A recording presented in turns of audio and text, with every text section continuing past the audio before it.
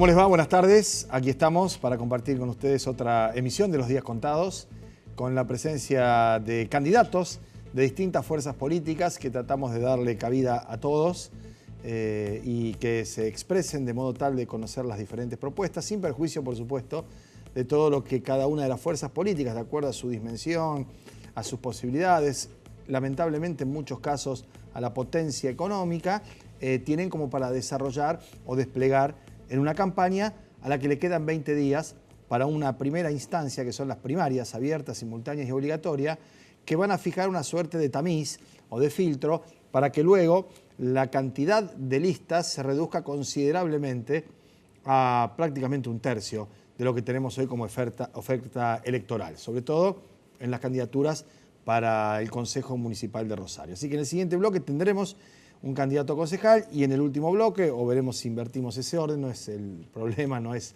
nada relevante eso, habrá un candidato a diputado nacional. Y antes de irnos a la pausa, para poder después aprovechar integralmente el tiempo, alguna referencia en torno a la campaña política. Ya han comenzado a aparecer algunas encuestas, nosotros alguna le hemos mostrado en torno a el nivel de aceptación o rechazo de las gestiones, tanto a nivel nacional como provincial o municipal, pero acá ya también empiezan a aparecer los nombres propios, ¿no? Hoy en el Decano de la Prensa Argentina se publica una encuesta en donde se sostiene que el 50% de los rosarinos todavía no ha decidido por quién va a votar. Y más allá de que hay otras encuestas que no dicen exactamente eso, que modifican los números ya de las personas que tienen determinada cuál va a ser su elección, hay que decir que estamos frente a una campaña en la que hay muy poca de discusión política, muy poco de debate de ideas y mucha presencia, estampa, cliché, eslogan, afiche, cartel, Photoshop y todo eso que va incorporándose a la dinámica política en los distintos procesos electorales. Yo creo que con esta elección estaremos transitando, por lo menos para mí, desde el punto de vista profesional, la número 25 o 30, ¿no? Si uno cuenta que hubo 8 o 9 presidenciales, no me acuerdo bien, pero algo así. Después cada 4, 83, 87, 91, 95, 99, 2003, 2007, 2011, 8 para gobernador en la provincia de Santa Fe, una de convencionales constituyentes en el 94, las de mitad de mandato, o sea que estamos por 30 elecciones más o menos. Entonces, alguna experiencia hemos aquilatado o, digamos, atesorado, lo cual no nos aleja en absoluto de la comisión de errores o de la perspectiva de yerros, pero sí nos permite cuanto menos un par de cosas contarles a ustedes, porque se está asistiendo a un tiempo político en donde las diferencias en algunos casos ya son insalvables, en donde la historia famosa de la grieta se ha hecho funcional a quienes en muy buena medida la alimentan y en donde las tensiones en las familias, en los grupos de amigos, en los lugares de trabajo, incluso dentro de los mismos staff o equipos, se están haciendo cada vez más complejas. Y la verdad es que la elección pasa, la relación continúa, el trabajo sobrevive, ojalá así sea, la familia se mantiene con mayor o menor distancia, pero estoy advirtiendo, y eso sobre todo a la hora de recibir algún mensaje o de encontrar a alguien por la calle, una situación, no sé si es extrema la palabra, porque tampoco hay que tomarlo tan a pecho, ¿no? Pero sí diferente a otros procesos electorales, incluso en el del último ciclo donde hubo un balotaje donde era o blanco o negro. Y en rigor, me parece a mí que esto es inconducente. Y lo tomo a partir de esta encuesta que hoy publica La Capital, del 50% de gente que no ha decidido a quién va a votar.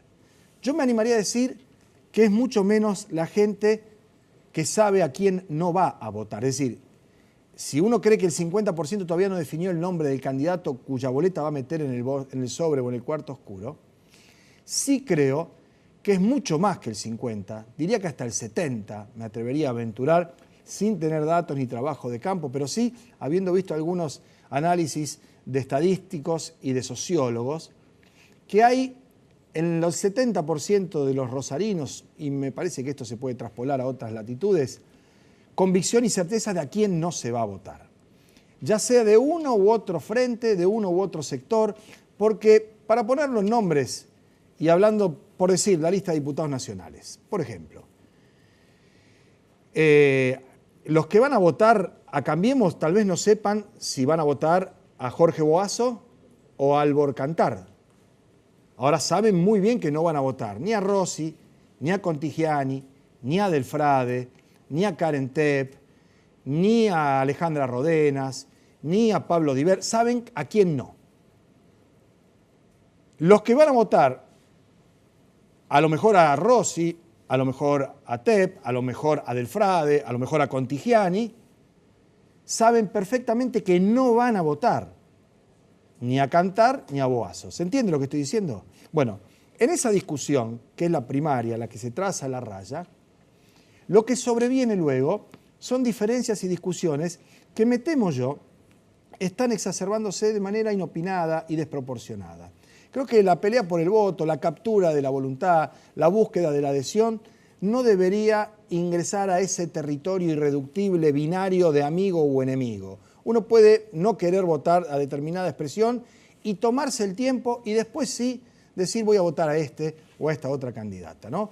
Digo esto porque, insisto, yo tengo 30 elecciones en el lomo, 35 años de laburo, y si bien a mí me alegra, me reconforta, no tanto a mi familia, que me paren por la calle, me saluden, me den un beso, se quieran sacar una foto, conversemos y demás, como me molesta también algún destemplado que por ahí dice alguna cosa fuera de lugar, por suerte son los menos, pero porque la gente además de pensar diferente también tiene que ser educada, ¿no?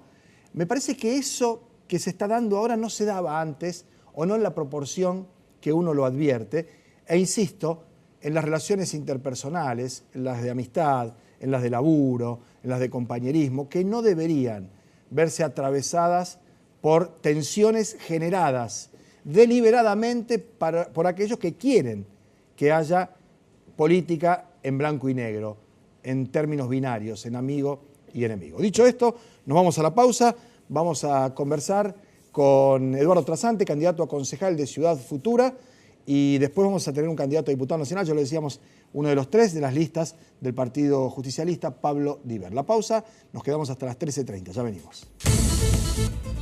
Bueno, muy bien, estamos con Eduardo Trasante, candidato a concejal de Ciudad Futura, que hay que decirlo esto porque no ha ocurrido hace tanto tiempo, no creo que se hayan olvidado, pero fue una de las fuerzas más votadas en la última elección en la ciudad de Rosario, metiendo en el Consejo Municipal en su debut 3 legisladores. Para mí, yo se lo he dicho ya en su momento a Monteverde, también a Karen Tepp y demás, es una elección irrepetible, por lo buena que fue. Ustedes tienen expectativa de mantener más o menos esa chance, con una representación parecida. En cualquier caso, pasarían a ser una de las fuerzas con mayor representatividad, colocando 1 o 2 concejales de ahora en adelante, ¿no? Bueno, ese es de pronto el sentir con el que estamos caminando, metiéndole mucha fuerza, mucha esperanza, creyendo que en la apertura que estamos teniendo de la gente, realmente esto nos va a permitir también, ¿por qué no pensar en que... ¿En que puede ser tele otra vez? Sí, totalmente. Bien, Trasante, le vamos a contar a la gente cómo es, te voy a tutear porque eso... Por favor. Tu llegada a la política, teniendo en cuenta una situación dolorosa, trágica, penosa, que conmocionó a la opinión pública en la ciudad de Rosario y no hace mucho tiempo también, ¿verdad? Así es. Digo, a la política partidaria, porque evidentemente lo que pasó en Villa Moreno no tiene que ver con estar paseando por ahí, sino con haber hecho en su momento trabajo social. Estoy hablando de los muchachos, ¿no? Sí, totalmente. Bueno, de pronto mi incursionar incluso en la ciudad, el tema de la muerte de mi hijo Jeremías, 1 de enero del 2012, víctima del triple crimen de Villa Moreno. Con Patón y con... Jeremón y Patón, sí, 3, exacto. Sí. En una situación que nos llevó a tomar la calle, sobre todas las cosas para reivindicar el testimonio de lo que se venía diciendo de los chicos. Alguien dijo que eran soldaditos de un narco, barra bravas, los chicos no tenían nada que ver con ello, fueron confundidos en cuanto al tema de las víctimas. 2 años después asesinan a mi hijo Jairo en un caso de inseguridad urbana en pleno centro de la ciudad. Y esta experiencia, donde yo podría haber bajado los brazos, por lo contrario, me fortalecí en Dios como para poder seguir adelante en este desafío que fue tomar la calle, quizá de entrada pidiendo justicia por el caso de mi hijo Jeremías, pero me encontré con un montón de otros padres que sufrían la misma situación, así que nos mancomunamos y mutuamente nos fuimos acompañando en esto de salir a pedir justicia. Bien, Trasante, el otro elemento también concurrente a esta situación es tu actitud de ser un hombre de fe, de convicciones religiosas. Estás hablando con alguien que no profesa ninguna religión, que respeta naturalmente y que exige ese mismo respeto, ¿no? Totalmente. Pero quiero decir, mucha gente o alguna gente que sufre ese tipo de tragedia se retrae, se reconcentra, se encomienda a Dios, y yo esto lo he conversado con papás de víctimas de la inseguridad o de casos de esas características, y hasta ahí.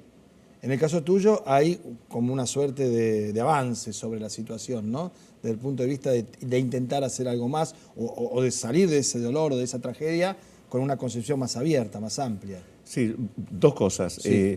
Una de ellas, bueno, el tema de la capellanía carcelaria, poder llegar a quienes mataron a mis hijos y pensar en trabajar en la mente, en el corazón de ellos desde la palabra de Dios para bueno, que ellos puedan reinsertarse no solamente a la sociedad, a la familia, con una renovación de la manera de pensar. La Biblia dice que cuando el hombre cambia la manera de pensar, cambia la manera de vivir. Apuesto a ello, hace 20 años que soy capellán carcelario y venimos trabajando con los que han matado a mis hijos junto a muchos otros colaboradores de distintas iglesias que llevan a cabo la tarea carcelaria. ¿Cómo te acercás a Ciudad Futura? ¿O Ciudad Futura se acerca a vos? Bueno, yo creo que ellos se acercaron desde el primer día del asesinato de Jeremías era militante de la agrupación 26 de junio, que luego en la conjunción que hacen con Giros termina en la creación de este colectivo.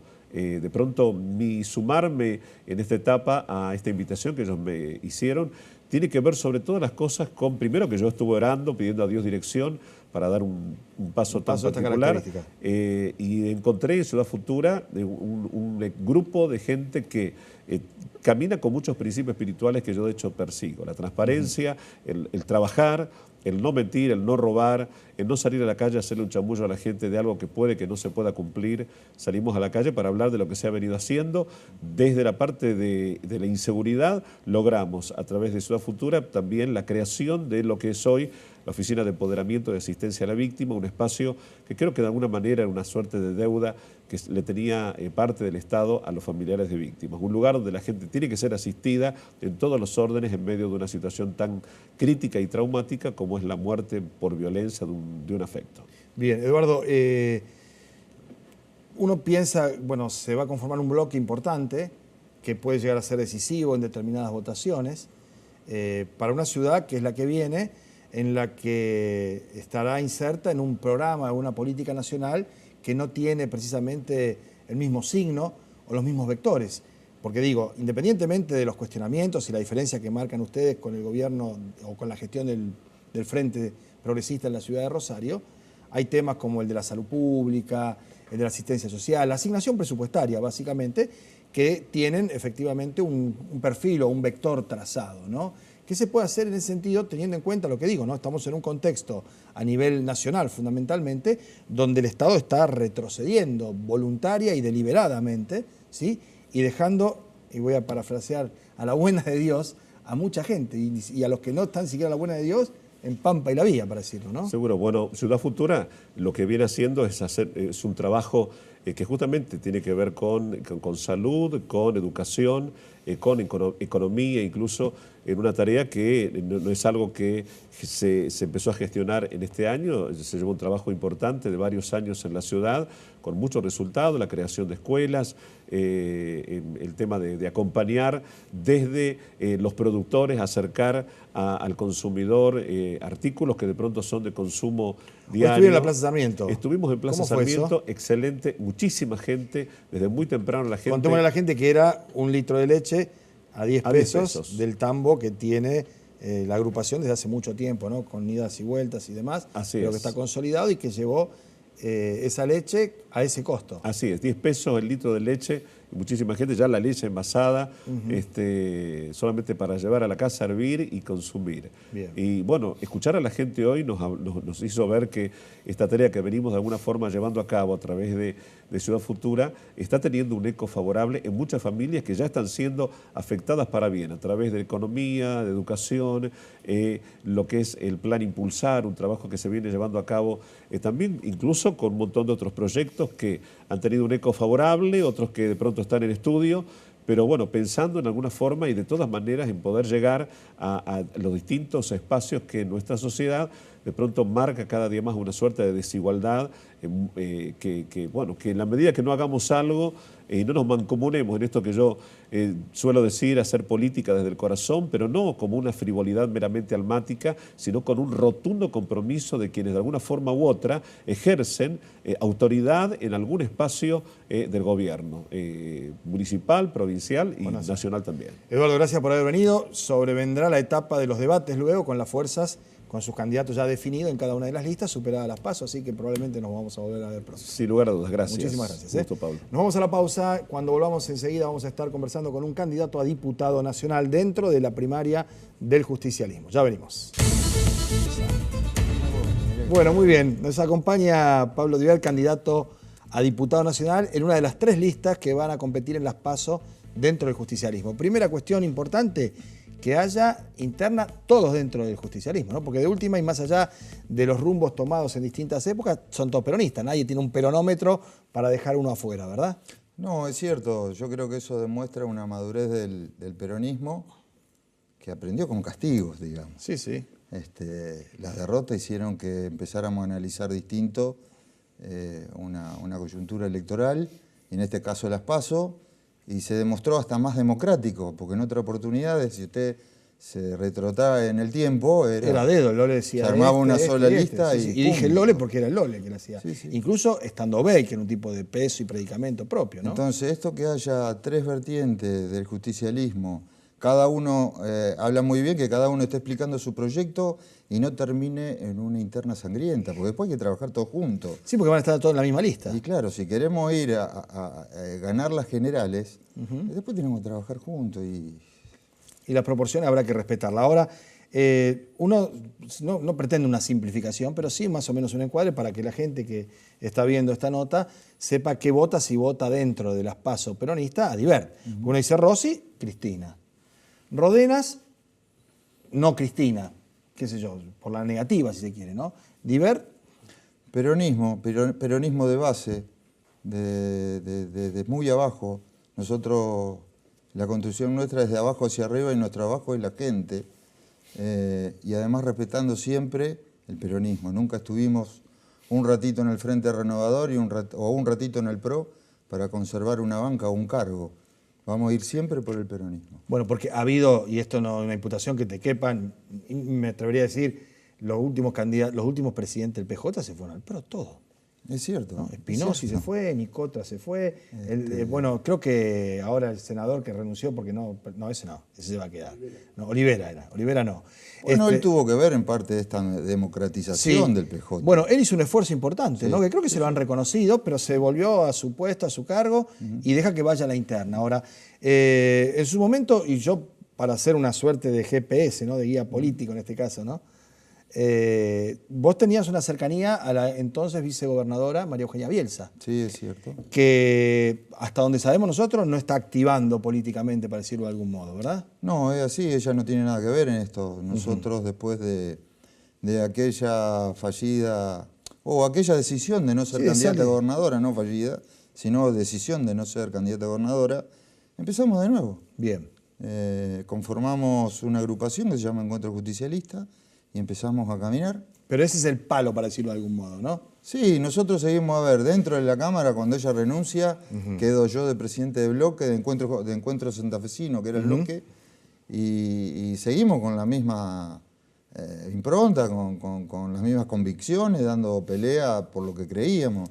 Y además, esa pelea, esa lucha de terminar juntos el mandato, de que no se disuelva el bloque, que se logró, estuvimos y dando pelea en las cosas importantes como de nuestro bloque, y fue un proyecto de mi autoría, la interpelación después de 22 años a un ministro, en este caso el de Seguridad, cuando surge la detención de Toñoli, Ajá. que lo llevamos al recinto para saber. Después me acompañan el resto de los diputados del justicialismo y bueno, fue un debate de 8 horas que para mí fue muy positivo. Algunos dijeron que fue chabacano, pero yo creo que no era un partido de fútbol de uno contra otros. Claro. Creo que era una discusión madura dentro de un recinto y viéndolo al exministro reconociendo cuestiones que nos sorprendieron inclusive. Claro. Sí, sí, me parece que ellos también, ¿no? Sí, sí. Vamos a ver ahora el juicio oral y público. Divert, ¿qué es lo que se palpa en las recorridas por toda la provincia? Hablamos que es vastísima, que no vas a poder llegar a dar la segunda vuelta, digamos, en esa recorrida, que hay realidades en alguna medida diferentes en cuanto a las necesidades, pero que hay factores comunes en cuanto a la preocupación, sobre todo vinculada al trabajo, ¿no? El trabajo es algo increíble, porque aquellos microemprendimientos que arrancaron y que se convirtieron en mini pymes familiares, que generaron trabajo y que terminaron, además, ese grupo familiar contratando trabajadores, hoy se encuentran en su gran mayoría cerradas, o sea que tenemos una gran franja de falta de trabajo. Las pymes que están suspendiendo a trabajadores y algunas hasta cerrando, haciendo equilibrio. El golpe duro de la energía eléctrica que superó en el aumento a la inflación. Entonces uno se preocupa, ve la situación económica en el país y ve la gran deuda histórica, porque es histórica, esta deuda superó cualquier otra deuda, que a veces da vergüenza hablar del número para con la gente, pues estamos hablando de 98.000 millones de dólares. Sí, si uno lenta a los ceros la cifra de lo que representa eso, ¿no? Y uno de golpe no lo ve redistribuido en el país como para decir, a ver, ¿dónde empieza el crecimiento? Después hipotecamos la vida de nuestros bisnietos, deuda a 100 años. Eso es terrible, chicos que no nacieron todavía ya están debiendo. Sí, claro. Es una cuestión. Entonces, yo no sé, pero alguien se tiene que fijar en el gobierno que si le ponen plata en el bolsillo del trabajador, es algo básico. El trabajador no se levanta a la mañana a ver cómo está la LEVAC, o si tiene, qué movimiento tiene la bolsa o cómo fluctúa el dólar. El trabajador quiere ver a su familia superarse, que su hijo vaya a un buen colegio, que estén bien vestidos, su mujer que esté bien, se quiere dar el lujo de tener una movilidad y hasta por ahí, si puede, un viajecito para descansar. Bueno, González Fraga dijo que eso no puede ser. González Fraga dijo que ni televisor en color, televisor en color es una antigüedad mía, ¿no? Ni los LED, ni los celulares de alta gama, ni irse de vacaciones, ninguna de esas cosas. Y además agregó hace poquito que la gente no consume porque está comprando dólares y guarda los dólares para hacerse la Lo casa, que pasa ¿no? que ese análisis es entre los 10 amigos por los cuales gobierna Macri. Es así de sencillo. Por eso es el análisis que hace. Entonces, a ver, volviendo a lo que dije antes, si eso se produce y el trabajador gasta lo que le ingresa, empieza a moverse el consumo. Y si hay consumo, hay producción. Y si hay producción, hay trabajo. Y seguramente se abren más empresas que generan más trabajo. Ahora, no es nada del otro mundo, no es una locura. En el caso del peronismo acá en Santa Fe tiene una suerte de dicotomía, ¿no? Porque tiene que apuntar lo que la política nacional de Macri genera, que es lo que estás haciendo, y además hay otro gobierno que es otro oficialismo, y va contra dos oficialismos, ¿no? Por primera vez, se lo decía a colegas tuyos de las otras listas, el peronismo balizo en esta elección. Sí, es cierto. Porque antes o tenía el gobierno nacional o tenía el gobierno provincial, cuando no tenía el nacional y el provincial. También, ¿no? Y a veces en algunas localidades teníamos el municipal y sigue teniendo, claro. Pero hoy las dos ciudades más importantes no tenemos. No, y uno está con Cambiemos y el otro está con el Frente Progresista. Y otro está con el Frente Progresista, es cierto. Es un trabajo, es realmente empezar de cero. O sea, hay que ver cómo empezamos a trabajar como oposición seria para empezar a revertir esto. El tema de la perspectiva del futuro, veíamos ayer lo que pasaba en la Cámara de Diputados, ¿no? Cómo el Congreso se reúne, rehabilita las sesiones para tratar específicamente el tema de debido y cómo hay otras cuestiones que evidentemente, o por lo menos en mi opinión, siguen esperando, ¿no? Uno supone una ley que contenga el empleo, que frene las tarifas. ¿Cuál es la perspectiva? ¿Cómo imaginar el futuro? Yo creo que ese debate fue muy positivo para los canales, un alto rating, una gran comedia, donde se siguen tapando y ocultando cosas, y lo que sí me llama la atención que una parte del peronismo se preste a este juego, que la verdad que hay una constitución, y una constitución dice que los funcionarios tienen fuero. Entonces, yo prefiero que el funcionario, si está seguro de lo que va a hacer, de lo que hizo, que se presente a la justicia y diga, me presto, declaro, analíceme, investígueme, no hay problema. Pero esto de seguir con que fulano de tal está procesado, tal otro está procesado, pero no hay ninguna condena. Entonces estamos entreteniendo con todo esto. Macri fue votado presidente y tenía 5 procesos encima. Votamos un presidente con procesos. Entonces, el proceso no significa nada. Entonces digo, por ejemplo, Lázaro Báez. La gente tiene en cuenta, tiene una idea lo caro que nos puede llegar a salir si no demuestran... Si no lo condenan. Si no lo condenan. Claro. Sí, sí. Usted recuerde que le sacaron un montón de autos de colección que hoy andan por la calle porque un juez le dio la chapita, artículo tanto, para que no se deterioren ni circulen. Pues sí tiene un deterioro. Las máquinas de las empresas que fueron a un depósito y fueron robándose parte cuando se le ocurrió a un genio decir, no, usémosla en vialidad, que van a ser importantes.